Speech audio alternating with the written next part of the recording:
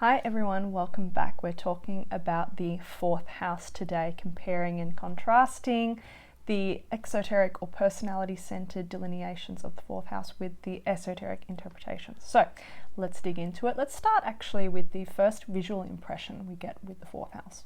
So we think of where the first house is at the crest, at the eastern crest. That is where the heavens and the earth meet. That is in exoteric astrology. It is the place of the personality, the persona, the expression, the essential character of the person, and esoterically it is the soul purpose and the awakening of the head centers and the way in which that unfolds. The fourth house is at the bottom of the chart. So if we follow it down, right at the center, at the bottom, that is a very we can take that symbolically and literally. That is the bottom of ourselves. It is the depths, it is the roots, it is the ancestral heritage from which we come from. It speaks to the family, it speaks to that which we are born into and are nourished within. And this is takes us to the traditional delineation of the home environment, the ancestry, the family situation, the childhood situation, that which nurtures and fosters the personality and its expression in terms of how that emerges into the world, and even more so with its opposite house, the 10th house, that really speaks to the persona in its very coming out into the world with mission and purpose, and that's the career, that's the mountaintop of Capricorn, and the foundation back to the fourth house, our connection here clearly with Cancer. So touching on Cancer, what do we know about Cancer esoterically? It is the gate in to incarnation. So whenever a soul lands into form, it lands in the womb of the form, and there is the mother principle there. Cancer, the mother, the womb, the primordial waters out of which the form emerges. And again, this image of sustenance and nourishment and the foundational building blocks. So that is both literally the home environment, the house that you grew up in the exoteric sense, but also the psychological foundations, and that would be true also for exoteric astrology from a more psychological, modern approach to astrology. It's all of this which is laying the foundation, all of these processes, all of these early relational bonds is a key thing too, and there's a connection to Cancer there as well. Cancer can be known for being a bit clingy or very much the crab with my family, my home, my comforts. A similar thing here with the fourth house. It's those early relational bonds, the core map of the self, which is built out of that environmental context there. Like Cancer, the fourth house speaks to a very interior space psychologically. It is highly subjective and interior. It is that most inner point, again, the deepest inner point, right at the bottom of the chart. It's at the root of ourselves. I think it was Saint Teresa of Avila who was most likely a second degree initiate and emerging as a third degree initiate in her lifetime. It's a very interesting chart to look at. But her exoteric chart ruler was placed in the fourth house, and she literally wrote a spiritual, well, she was a Christian mystic. She wrote a work called, one of her famous works, The Interior Castle, and she talked about the mansions, the different rooms in the mansion of the soul, and she really categorized all of these interior spiritual places of meditation and reflection. And that is a beautiful image as well of the inner temple, the potentiality here for a kind of meditative withdrawal, the hermiting of the crab in a slightly more evolved way, whereas at the most exoteric level it might be something like me retreating to my home comforts, kicking my feet up, watching TV, snuggling in with a blanket with my favorite snack, or something like that, or hanging out with my favorite sibling or my favorite parent, this kind of thing for comfort. It would be the withdrawal into a psychological space that is reflective, that is nourishing, and that serves as those foundational building blocks that can support the emergence of the individual. It supports the first house, and then it's supporting the actualizing into one's purpose, going again to the 10th house of the career or vocation, or esoterically that's the mountain of initiation. So we have the mountain and the valley. Very watery theme here, and as a watery house, it has a lot to do with potential. It's a lot about the emotional nature, the feeling nature, and the potential for the transformation of that. Similar, well, it has a different flavor, but the 12th and the 8th house too can be very psychological, reflective, and transformative. So some of the limitations that come with this house then are all of the potential bondage that we can have to the past, the need to retreat or stay comfortable, anything inherited through the ancestral line that is deeply limiting. I find that the 4th house is one of the, pretty much one of the harshest houses to have malefic planets there, because it is such a deep, it's enriched into the form life, right down to the genetic code. Often some of these warped distortions that could happen. Pluto in the 4th house might speak to a very deep warped distortion and inheritance of the power principle, or an abusive domineering parent, for instance.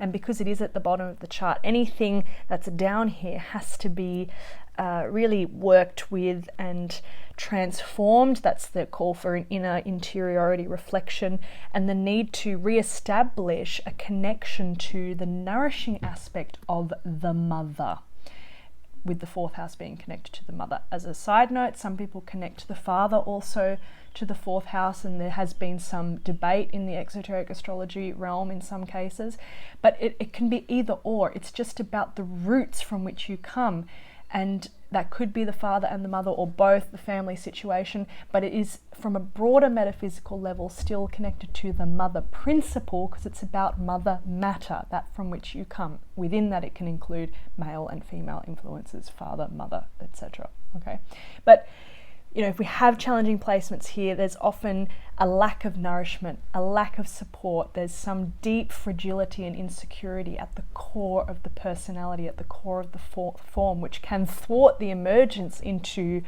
10th house sort of realm of actualization, taking one's place in the world. And psychologically that has a great connection to the father complex. People with a negative father complex have a hard time getting out there into the world, and the negative father, the negative mother, they're kind of tied up together like that. It's that difficulty in the core, early laying foundations, getting the nourishment, getting the needs that we have. So for that reason, quite a challenging house if we've got malefics there. But as with any house or difficult placement, there's always a capacity for transformation if we're working with consciousness, if we're working with the will to good and the evolutionary process, the evolutionary urge of the soul, let's say, the urge towards synthesis. And speaking of synthesis or wholeness, that's another great word for the 4th house, bringing things together in a way that allows for the baseline rest in and down into the form life. So from the exoteric level, that would be comforts, our relationships at a family level, or our most intimate circle in that way. But esoterically, then we start to transform that to a deeper level, where it becomes about the rest into matter that allows for the building blocks essentially of that soul purpose, and what will eventually culminate in that expression outward through the 10th house. So there's a big piece here about, in the same way that we talked about in the 3rd house, with that speaking to evolutionary processes and the way in which those steps are revealed and unfold. The 4th house is a kind of a concretization, it's kind of the wrong word, it's a consummation more of that theme, where it's really where we can most deeply rest in and downward. How else can I describe that? I hope you're picking up what I'm putting down here. It's something about where we can find the nourishment. I don't know how else to say it. So if we're finding that some of our 1st house articulations or 10th house expressions are troublesome to us, or we're having difficulty getting out there in the world, we may have to mediate with or connect to not just the third house in terms of getting more technical information about what are the steps of unfolding that I can take. Remember that the third house is often associated with the goddess in Hellenistic astrology, for instance. It's process, right? Evolutionary process. But that fourth house is where we can find that nourishment, that rest, that, think of, again, the interior castle where I can go inward. It's a deeper resting kind of meditation as opposed to going out into the mystical, transcendent collective or doing the shadow work in the 8th house or in a more scorpionic way. It's a place of rest. It's very much the yin energy. We have a really hard time with this in the West with our severance from the feminine principle. So much of us, or at least at the collective level, the feminine principle has become a chaotic, it's a chaos expression, and that's because of the severance from consciousness. But the yin energy is that which pauses and rests and deepens. It becomes the wellspring, the literal well. If we think about going down deep into a well, one pulls the water up, the water being the creative life. That it is a deeply creative act to go in and down, and it's not something that is done through the mind or the busyness. Oh, I want to do this, or it's that hyper masculinity that can make us too dry sometimes. We're coming from too high a place, and when we do that, we can find that it's just something about our capacity to actualize that is being we're just hitting the wall, so to speak, and in that instance there's something about going in and down, and there's a mystery in this Cancerian process, in this yin process of working with the unconscious. It's all of that which we come from. There's the roots again, ancestry, going back down deep into the earth. It's all of this intelligence, this mysterious intelligence that comes from this nature aspect of our being, of our humanity, of our biology, that when we can go deep in and down and be quiet in that space, something else goes on. There's some other kind of putting together that is not something driven by simply the mind and the ego consciousness, which is only so much of our everyday awareness. So if we go in the natal chart to the 4th house cusp, we see which sign is residing there that is going to speak to some aspect of this process of interiority, of nourishment, of quietude, of interior reflection. It will provide us some information too about any karmic baggage in terms of our biological inheritance and any family issues or any disturbances with the core identity in terms of our fundamental okenness with our humanity, with our most inner beingness. That's again the mother archetype piece there, because everything sits within the realm of the compassionate mother who nourishes and sustains, right? So there's something about that which, if we can go deeper and deeper and deeper into those 4th house processes, it is, as Jung talked about, for instance, and there are quite a lot of depth psychologists that do have prominent 4th house placements or connections to the 4th house naturally, because it's going into the universal unconscious, going into the mother, going into the past, all of this, going down into that space that produces or encourages and stimulates a deep nourishment, a deep rest and relaxation. As I said, if you've got difficult planets there in malefics, that process can be really hard, and maybe when you go down there you meet some really nasty things down there, but it has to be done. And if we do have accentuated planetary placements there, it really calls for a certain degree of transformation or relationship with the themes of this house. And the same deal looking with to the planet, both exoteric and esoteric planets ruling the sign that's cusping the 4th house. So with that, let's go to Oken's house meaning list. 1. Biological inheritance, soul-centered. Biological karma, inherited from family and genes. 2. Mother and immediate family, and I would add potentially father in there as well. Soul-centered delineation, the mother or the relationship to the mother principle, nourishment, all of that stuff that we've been talking about. The group soul, from whom come our soul brothers and sisters. So I don't think I have too much more to say on that. I have to think and reflect and consider that. That might be one to watch for into the future and to see what emerges with that. 3, psychological foundation. It's traditional. Soul-centered expression. The foundation of the soul. It's anchoring in the present incarnation. Think of that word, anchoring. The anchoring of the soul in the present incarnation. Coming back to what I was just describing with nourishment and connection and that which brings all these different things together in that very yin way. Okay, anchoring in the present incarnation, the foundation for the building of self-consciousness. Same thing, going deep, deep, deep down.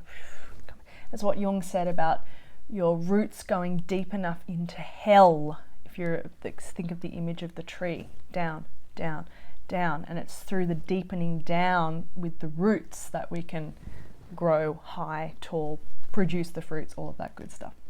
Okay, that was 3. 4, endings, and Chris Brennan did a great presentation with Lisa Scheim on, I think it was Lisa, with the 4th house, and they picked on a few examples where there were hidden secrets connected to the 4th house as well. What was the example they used? There was a few of them. I think one was Jack Nicholson, who found out after his mother and sister died that the woman who he thought was his mother was actually his grandmother. So it's ancestral secrets, right? Things hidden in the interior familial space. I mean, this is an exoteric personality-centered manifestation of that, but it's a great example for this reason and touching on that. So the mother was the grandmother, and actually who he thought was his sister was his mother, and they took that to the grave with them. So some of these like messy karmic ties here, but again, the secrecy with that interior space, and also just in that way that we don't always know what we're coming out of and what kind of ancestral hidden murky depths are there, and that's that karmic connection to death, which can sometimes be connected to the 4th house as well. It's like that point of regeneration and coming into something else, right? And think of when the mother gives birth, it's one version of life is ended, another life is born. So it's that very maternal connection. So 4 endings / death, I would add, karmic conclusions to life circumstances. Okay, hopefully you're following me still. Last one, 5, home. Soul-centered, the ashram of the master, the spiritual home of the disciple. So this idea of the ashram of the master to me is a little bit, I can't quite grasp that yet. I'd have to sit and think about it a bit more. But the spiritual home of the disciple, once again, if we think of the Teresa of Avila example of the interior castle. So again, just as the physical home or the family might be that place of rest and comfort and relaxation kicking back, that interior spiritual resting, meditative relaxation in and down for that nourishment and support. If you have prominent 4th house placements or activity going on in the 4th house, really have a think about all of the different themes we've touched on today. If there are difficulties with like harsh planets, malefic planets, then that karmic undoing is going to be essential to the unfolding of the life, especially to be able to emerge through that 10th house zone. But positive planets there too are also going to indicate a life that naturally steps into this field of nourishment in the most exoteric sense. That could be the motherly person, the one who wants to caretake and make everyone have a good and relaxed time and be very nourishing. I mean, Cancerian people can be like this. Interestingly enough too, in the composite chart of my husband and I, our rising sign is Cancer, and we very much have a Cancerian space here, and we've invited other people to live here with us, and it's very easy to see that esoteric or the deeper delineation of the mother principle there, in terms of how this space has become a place of nourishment and healing and releasing for people who are here. It's like that. There's the death piece again. A friend of mine who lives here with us, through being really held in our space here, has been able to start spiraling and undoing some of his own difficult karmic pieces here. It's just a really nice theme of nourishment there and support. So anyway, back to the individual chart. If you've got positive planets or certain emphasis on the 4th house, then that's the potential indication of importance or gifts in terms of one's ability to bring about a deeper connection, a deeper rootedness, a deeper wholeness that can come with it, the ability to rest into the present. Remember, anchoring into the present incarnation, and the importance of that for the support of the soul purpose and the actualizing of that purpose, coming back to the 4th house axis there. So the essential dual split, let's say, but in the 4th house in terms of negative and positive, would be that which is regressive, that which holds back, that which is the deep, dark, dirty secrets, monsters in the basement, so to speak, in contrast with that soil, the foundation of the earth, of the mother, which can allow for a deep nourishment, support and growing of the solar life in the esoteric sense. The way in which the form or the mother principle, the personality itself, the environment, the community and the immediate relations that we have, how that can support the psychological base for the human being and create a kind of stability which will keep one rooted throughout the challenges that inevitably come through having to try and actualize your soul purpose and to live a life going against the grain of the collective and all of this stuff. So a complicated house, I would say, a beautiful house, a transformative house, and an important house. Just in the same way that we say in esoteric astrology, the moon becomes really important for every person because it indicates all of that repository. Moon also exoterically ruling Cancer, and esoterically Virgo, the other feminine mother sign that gestates the Christ. The importance of that moon indicates the need for transformation, regeneration, and the reconstructing and reconstituting of matter so that it becomes a support for the spiritual life rather than a regression or a fight against. So all of these themes come together with the 4th house. And with that, I think that's a good summation. I hope I was concise, maybe not concise, but clear enough and coherent enough. And let me know your thoughts, 4th house people. Holler at me. Looking forward to speaking with you again soon. Thanks for watching. If you did like the video, give it a thumbs up and comment. It helps out the channel. I know it's a bit kind of basic to say that, but it does. So, okay, that's all my friends. I'll see you soon.